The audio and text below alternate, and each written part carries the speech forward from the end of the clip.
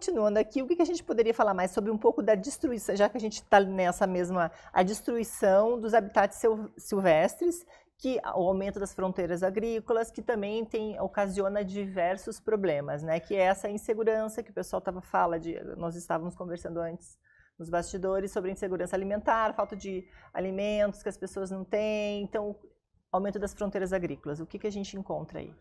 Então, a gente não pode demonizar, né, a produção agrícola, muito pelo contrário, né, a agricultura, a pecuária, porque são atividades que alimentam o mundo. Mas, ao mesmo tempo, nós temos que cuidar, nós temos que pensar e nós temos que controlar a atividade de modo que ela produza mais, evitando o desmatamento, não é?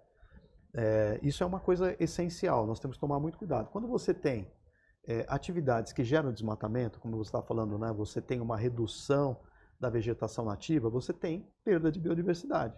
Quando você tem perda de biodiversidade, perda de vegetação nativa, você tem, em princípio, mudança climática, né? A temperatura muda. E na medida que a temperatura do planeta muda, você tem uma série de consequências. Nós vivemos dentro de um balanço, né? É um pêndulo. Não é que a Terra, né? Até tem a teoria da Pangeia, de que a Terra é um ente vivo, mas parece que é mesmo. Por quê? Porque tudo vive em equilíbrio.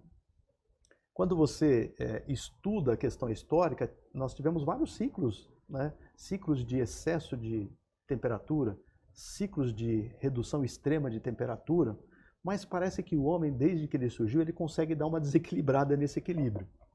Então, assim, voltando, né, fazendo só essa abordagem para a gente falar um pouquinho sobre a agricultura, sobre as fronteiras, etc. O que é importante as pessoas saberem é o seguinte: hoje nós temos, falando no Brasil, especialmente no Brasil, o Brasil é o celeiro do mundo. Ele tem área para chuchu, para produzir agricultura. E quando as pessoas, os agricultores, eles acabam não seguindo a norma, a legislação, e fazem desmatamento, o faz, em princípio, sem precisar, porque tem terra para produzir sem precisar fazer desmatamento. Agora, também não deixe de levar em consideração que o próprio Código Florestal, ele autoriza desmatamento desde que você faça o desmatamento por uma questão necessária, que você vai pedir para fazer o desmatamento, e quase que em 100% das vezes, basicamente aquilo que você vai desmatar, você vai ter que plantar para compensar. Porque o que acontece? Às vezes, por uma questão de logística, de terreno e etc., você não consegue usar uma determinada área, mas você tem uma área que tem vegetação que pode gerar. Você faz o pedido de licenciamento para o órgão ambiental, claro que isso pode ser negado, mas em geral você vai compensar tudo que você está fazendo em termos de desmatamento numa outra área, tá? Em geral, ou na mesma área ou na mesma bacia hidrográfica. Então, assim, é possível, e o Brasil tem uma fronteira de agricultura fantástica, é um dos países que mais produz, o agro é que sustenta o Brasil, né? Eu não estou fazendo propaganda do agro, mas eu faço questão de conversar com todos, porque às vezes as pessoas demonizam o agro, como o agro fosse responsável por todos os problemas ambientais do mundo. Tem responsabilidade se não seguir a norma, tem responsabilidade se fizer desmatamento, tem responsabilidade se deixar o gado invadir a vegetação, as áreas de preservação permanente, tem responsabilidade. Mas, ao contrário, se fizer dentro do que prevê o Código Florestal e as demais normas, muito pelo contrário, o Brasil só tende a aumentar a produção agrícola, que é tão importante para todos. Hoje nós também temos as áreas de extrativismo misto que usam a pecuária junto com a floresta, né? Sim, o que se percebe, Jô, é que, falando de produção de gado, né, é que aquela produção extensiva do gado no meio do pasto, só tomando sol e etc., ela produz menos do que um gado que tem sombra. Então eles começaram a entender que é possível você ter produção, que eles falam produção associada. Então, por exemplo, eu tenho uma terra, produz eucalipto. E embaixo desse eucalipto eu também consigo fazer pastagem para o gado. Então você começa a consorciar. No fundo, é uma forma de utilizar, de potencializar a sua terra em 120%. Porque aí você produz madeira, você produz gado. O gado você faz o cocô, isso, ajuda exatamente. a terra, É tudo né? consorciado. O equilíbrio. Então, eu acho muito interessante. São ideias que elas tendem a avançar. Nós temos, assim, no Brasil, órgãos fantásticos, a Embrapa, por exemplo, e você tem laboratórios de veterinária, de agricultura, que são fantásticos. Eles incentivam muito isso. E eu acho que, assim, é isso que nós temos que ver. A agricultura é necessária, a agropecuária, né, para quem entende que a carne é essencial, ela é essencial. Então, enfim, é só seguir as normas, procurar proteger o meio ambiente na sua produção. Eu acho que é trabalhar com parcimônia, né? Sempre analisando, refletindo. O Hobbes gosta muito de usar a reflexão. Vamos refletir sobre isso e tal. Eu acho que é isso que falta muitas vezes, né? A gente se colocar no lugar do animal silvestre que não tá, que somente está condicionado, ele não está adaptado geneticamente para viver como um pet. Isso. A gente entender o gado, entender, né? Eu acho que tudo é um equilíbrio do planeta de viver bem, e a gente consegue minimizar, mitigar esses problemas ambientais. Isso, e hoje você tem a legislação até... Então, nós temos o Dia Mundial do Meio Ambiente, que acontece no dia 5 de junho, tá? Todo ano.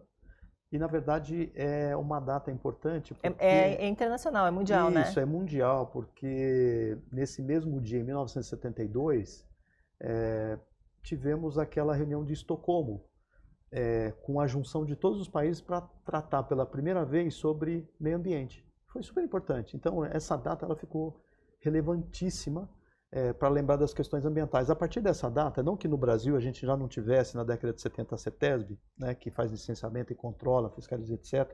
A CETESB, só para explicar para o pessoal, é a empresa que regula, a agência que regulamenta os carros. Por exemplo, os carros, todos os carros têm que ter um certificado. Então, é IBAMA, então a legislação ela exige federal, exige estadual, a CETESB é estadual. A CETESB ela faz licenciamento ambiental, né? Ela controla e ela faz licenciamento de indústria, ela faz licenciamento, por exemplo, de parcelamento dos solos. Por exemplo, se você vai fazer um empreendimento, um loteamento, etc., você precisa pedir para a CETESB. Então, o que acontece? De 72 para cá, os mecanismos de controle, aí eu estou falando de legislação, eles exigem uma série de documentos, como eu falei, e no final, esses documentos, o que eles querem?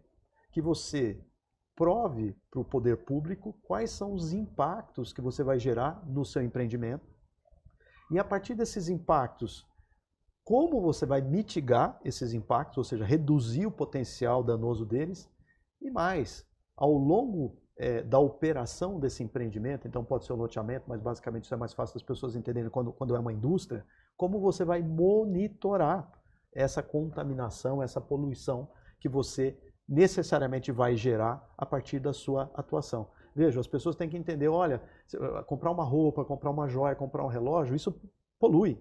Não tem como não poluir. Para onde vai esse material? Vai para um aterro correto?